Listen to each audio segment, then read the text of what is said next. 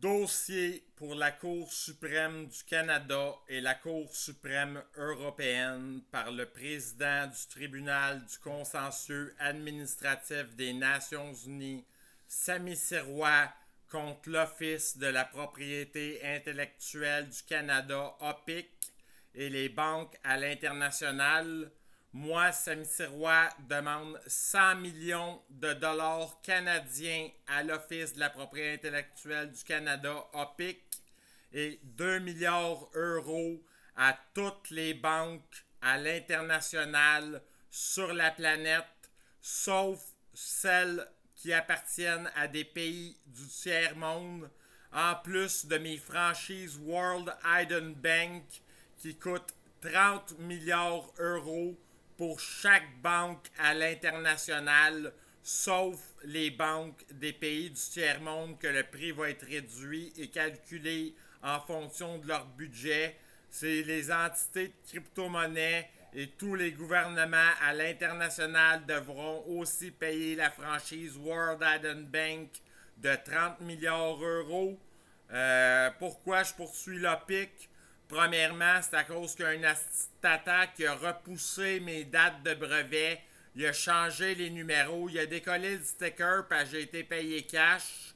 Il a décollé mon sticker. Il a déposé ça en 2005, le comic. Moi, j'ai déposé ça vers fin 2001, début 2002.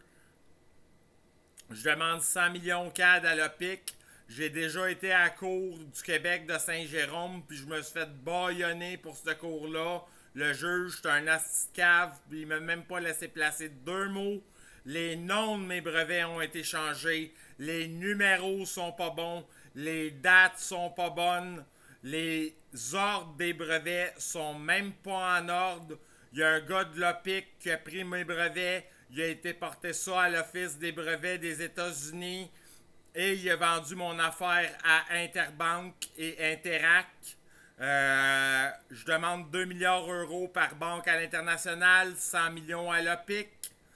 Pour ces raisons-là, moi j'ai subi 18 ans de préjudice en psychiatrie à me faire enfermer, de traiter de fou parce que j'ai dit que j'ai inventé le PayPass puis le circuit logique de la carte à puce avec les cartes de crédit prépayées en fin 2001, début 2002.